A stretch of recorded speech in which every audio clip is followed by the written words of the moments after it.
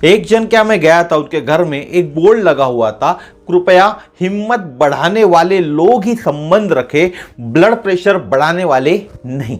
क्या आप जानते हमारे देश के अंदर में, भारत देश के अंदर में 220 मिलियन लोग, कितने 220 मिलियन लोग ब्लड प्रेशर से पीड़ित है, ब्लड प्रेशर जिनको ग्रसित हुआ है, और उनमें से सिर्फ 12% लोग ही अपने बीपी को कंट्रोल कर पाते हैं। आपने भी ब्लड प्रेशर के बारे में जरूर सुना होगा। हाई बीपी, लो बीपी, हो सकता है आपके घर में भी कोई ना कोई मरीज बीपी से ग्रसित होगा।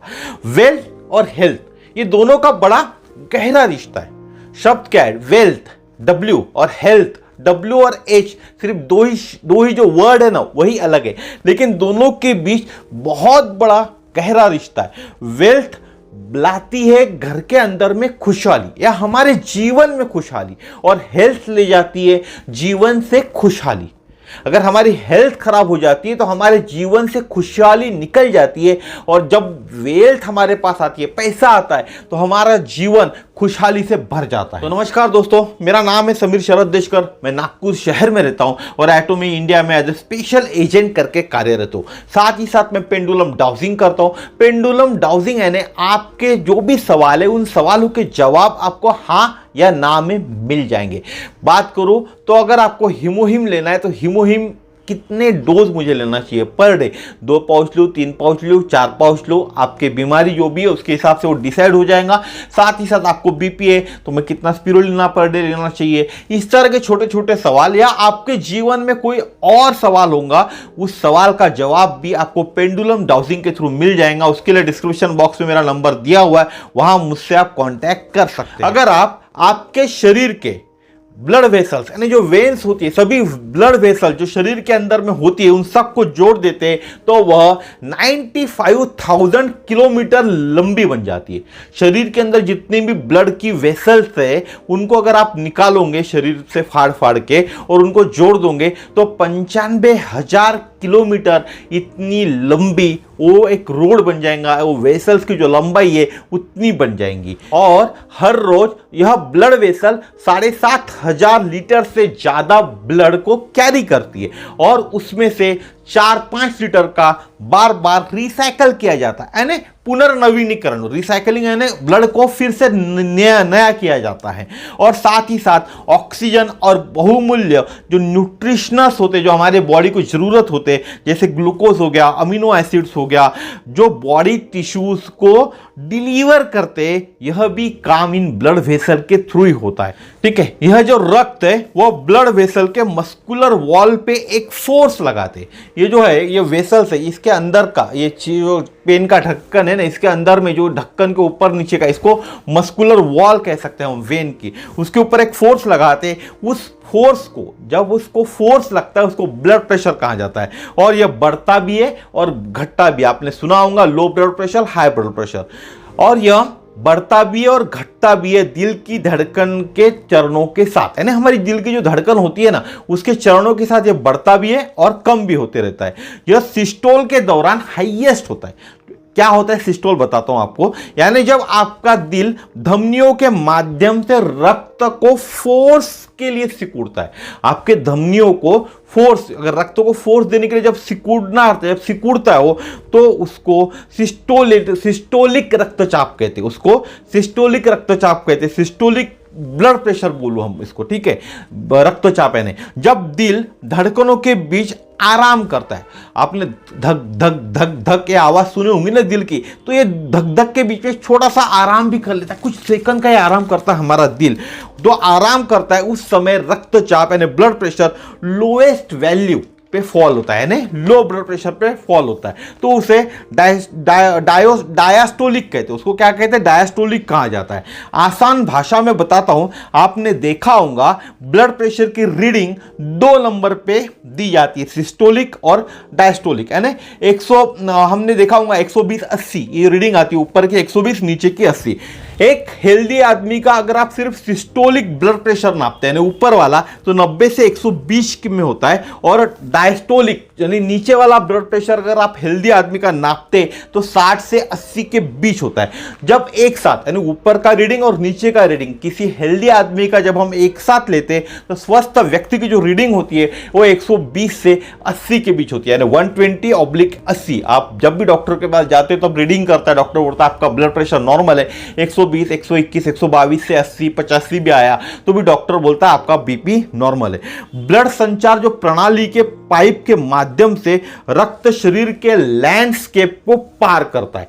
ब्लड संचार प्रणाली यानी ब्लड सर्कुलेशन, जो सर्कुलेशन सिस्टम होता है, जो प्रणाली होती है सर्कुलेशन करेगी, उस सिस्टम को लैंडस्केप को पार करता है। हमारा जो बात करें लैंडस्केप है ना, यहां से पूरी दूर की नजर जहां तक जाती है हमारी, वो लैंडस्केप में हमको दिखता है ना, उसको पार करता है। हमारी जो धमनियां है ना, एक प्रकार का प्लम्बिंग सिस्टम है। जैसे हमारे घर में नल आता है, नल के अंदर जो पाइप लगाए हुए रहते हैं उसके अंदर भी फोर्स बढ़ाने के लिए बहुत से कारण करने पड़ते हैं हमको, अगर फोर्स कम हो जाता है तो।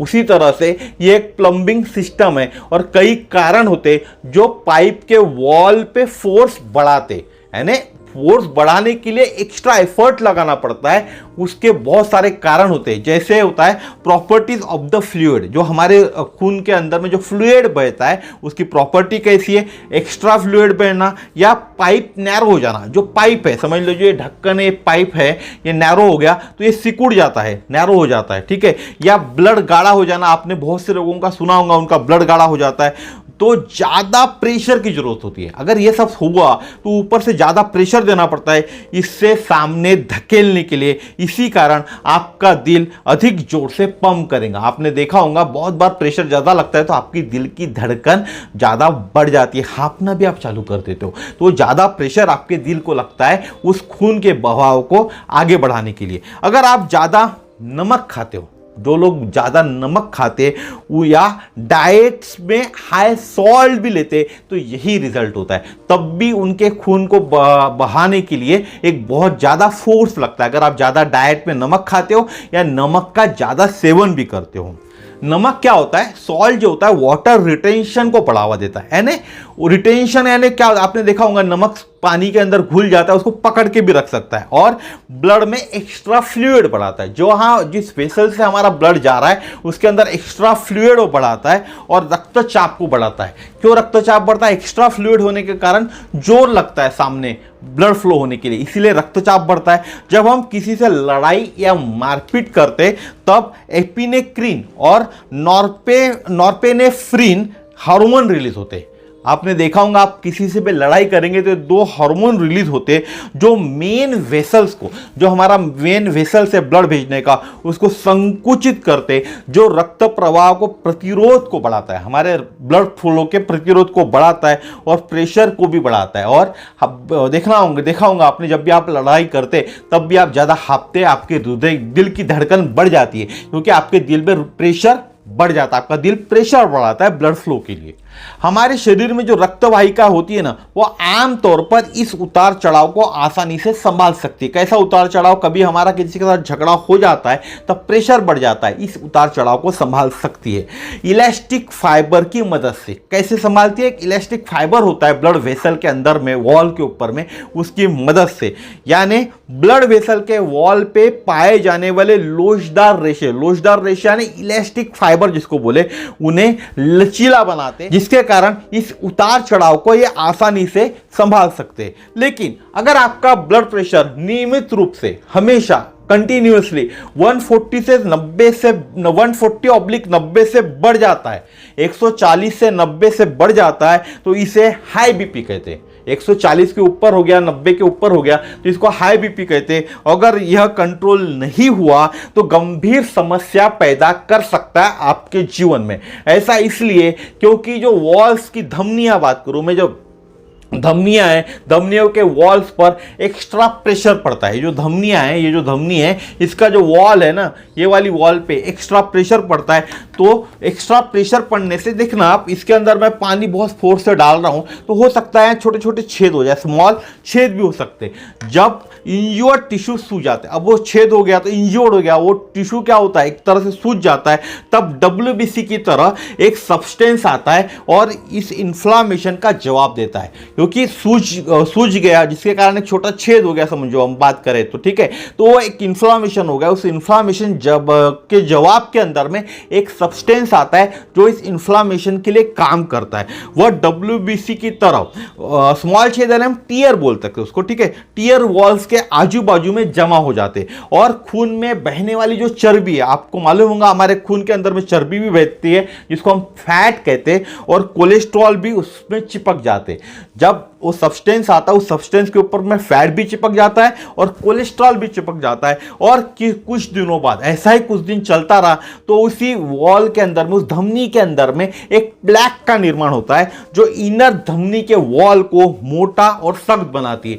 ये जो इनर धमनी है इसके अंदर की, ये जो वॉल है बाहर की, अंदर से इसको सख्त बना देती है और मोटा बना देती है। इस कंडीशन को एथेरोस्क्लेरोसिस कहा जाता है। ये जो कंडीशन होती है, वॉल अगर आपकी मोटी होगी या सख्त हो जाती है तो इसको एथेरोस्क्लेरोसिस कहा जाता है।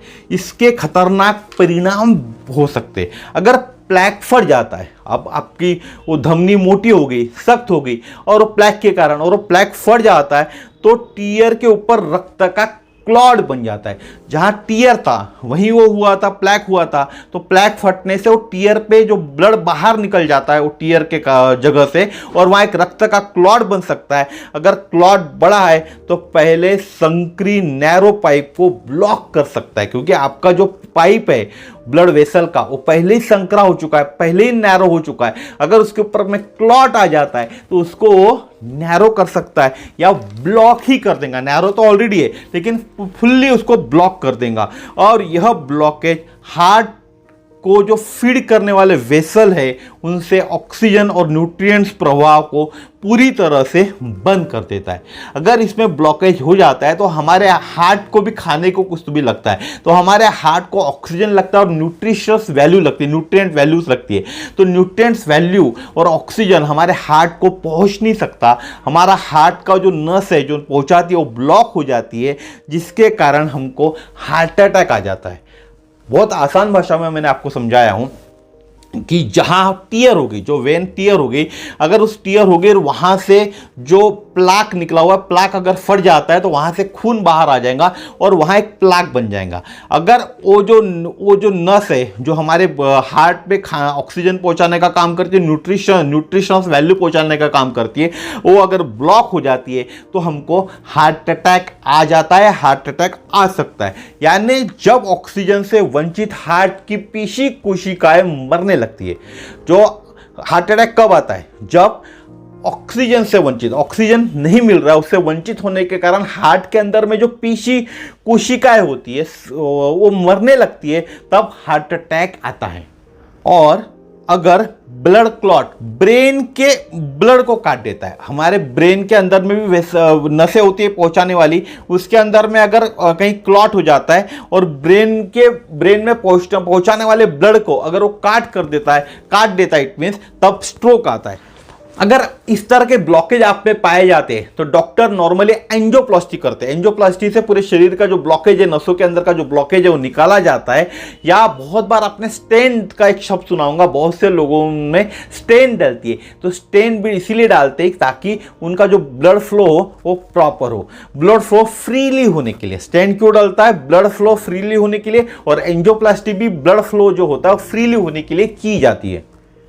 एक और इंटरेस्टिंग फैक्ट आपको बताता हूं।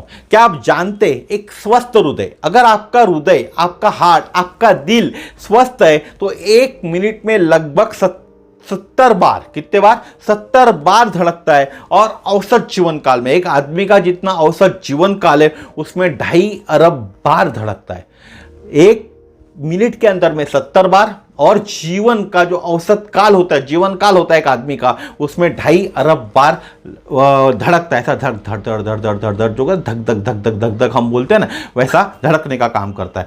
अगर आप रखना चाहते आपके धमनियों को स्वस्थ, आपके धमनियों को स्वस्थ, दूर करना चाहते हैं हाई बीपी, लो बीपी, दूर रखना चाहते हैं दिल से हार्ट अटैक को, हमारे जो हार्ट है उसको हार्ट अटैक का धोखा ना हो, उसको दूर रखना चाहते हैं, तो आज ही से आपको लेना होगा एटोमिका ओमेगा 3 या एटोमिका 100% प्योर स्पिरुलिना।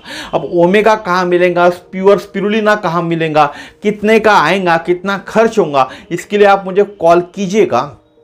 डिस्क्रिप्शन बॉक्स में मेरा नंबर दिया हुआ है, उस नंबर पे फ़ोन कीजिए, मैं आपको बताऊंगा कि आपको ये प्रोडक्ट कहाँ मिलेगा, कैसे मिलेगा, कैसे ऑर्डर करना पड़ेगा, कितने का मिलेगा। साथ ही साथ पेंडुलम डाउजिंग के थ्रू आप यह भी जान सकते हैं कि ये प्रोडक्ट आपके लिए फ़ायदेमंद है या नहीं है।